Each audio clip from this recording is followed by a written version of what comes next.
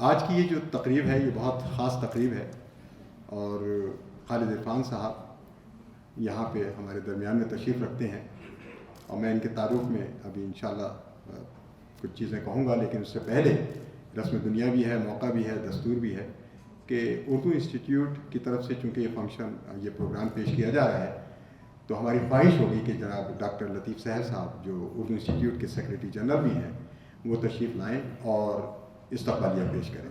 جناب ڈاکٹر لطیف سہل صاحب۔ حاضرین محفل، السلام علیکم۔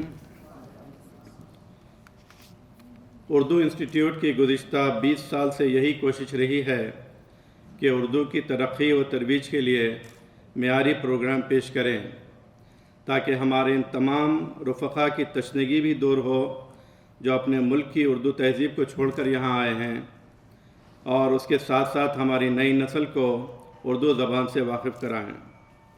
اس سلسلے میں اردو انسٹیٹیوٹ نے اردو پڑھانے کا بھی یہاں انتظام کیا اور بہت ہی علمی پروگرام بھی پیش کیے۔ اس کے علاوہ ہر مہینے کی چوتھی اتوار کو شامبگ لائبریری میں اردو انسٹیٹیوٹ کی ایک نشست ہوتی ہے جہاں لوگ اپنی اپنی تخلیقات پیش کرتے ہیں۔ اس طرح اردو انسٹیٹیوٹ ہمارے قلمکاروں کو ایک موقع مہیا کرتا ہے کہ جب یہ کچھ لکھیں تو اپنی تخلیقات کو دوسروں کے سامنے پیش کریں۔ اس کے علاوہ مشاعرے اور شعری نشستیں ہمارے پروگراموں کا خاصہ رہا ہے۔ اردو انسٹیٹیوٹ نے جو بہت اہم پروگرام پیش کیے ان میں صوفیانہ سفر رومی سے اقبال تک ایک اہم اور تاریخی پروگرام تھا، جس میں یونیورسٹی آف شکاگو کے ایک فارسی کے پروفیسر اور چند طلباء نے حصہ لیا۔ پروفیسر جان ووڈس کا سینٹرل ایشیا پر لیکچر، جس میں انہوں نے تاریخ کے حوالے سے چنگیز خان سے مغلوں کے دور کے حالات اور اس وقت کے سکوں کے بھی سلائڈز کے ذریعے حاضرین کے سامنے اس کو پیش کیا۔ اسی طرح اردو صحافت پر ایک سیمینار بھی منعقد کیا گیا، جس میں اخبار سیاست حیدرآباد کے ایڈیٹر جناب زاہد علی خان صاحب اور Indian council general of Chicago جناب اوصاف سعید صاحب نے شرکت کی۔ اس کے علاوہ کئی کتابوں کی رسم اجرا اردو انسٹیٹیوٹ کی جانب سے کی گئی۔ یہ تمام کاوشیں صرف اردو زبان کی ترقی اور اس کو ہماری نئی نسل تک پہنچانے کی ایک کڑی ہے۔ اردو ادب میں جو مقام شاعری کو حاصل ہے وہ شاید ہی کسی اور صنف سخن کو حاصل ہے، اور اگر شاعر کا میدان طنز و مزاح ہو تو آپ آج کے دور کے المیہ کو بھی ہنستے ہنستے سن رہے ہوتے ہیں۔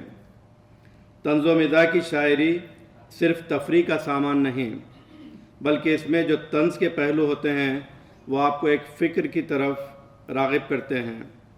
ہمیں خوشی ہے کہ ہم آج ایک ایسے ہی طنز و مزاح کے مایہ ناز شاعر جناب خالد عرفان کا جشن منا رہے ہیں، جن کی شاعری میں درد کے پہلو مزاح کے پہلو سے کہیں زیادہ ہیں۔ کیا بات! لیکن انہوں نے ان پہلوؤں کو ایسا لبادہ اڑایا ہے کہ آپ پہلے محظوظ ہوں گے اور پھر اس درد کو محسوس کریں گے جس کی طرف شاعر اشارہ کر رہا ہے۔ جناب خالد عرفان صاحب کی 3 کتابیں شائع ہو چکی ہیں، جن کے نام ہیں نو پرابلم، ایکسکیوز می اور چٹکی میں زعفران۔ آپ کی شخصیت اور شاعری کے محاسن پر اور بھی گفتگو ہوگی، میں صرف یہاں ان کی نظم کے چاند کی فریاد کے چند اشعار آپ کے سامنے پیش کر رہا ہوں تاکہ جشن کا ماحول بن جائے۔ خالد عرفان صاحب نے لکھا ہے اس نظم، اس میں یہ ہے کہ چاند نے مجھ سے کہا اے شاعر فکر ازل، میرے بارے میں بھی لکھ دے کوئی سنجیدہ غزل، ہر تعلق توڑ رکھا ہے ہلال عید سے، تجھ کو فرصت ہی نہیں ہے مہوشوں کی دید سے، لیکن نذرانہ کمیٹی نے اجالا ہے مجھے، گر نہیں نکلا زبردستی نکالا ہے مجھے، اس کو مت فالو کرو اس کی طریقت اور ہے، اس کو مت فالو کرو اس کی طریقت مان ہے، تم بریلی کے ہو اور یہ دیوبندی چاند ہے۔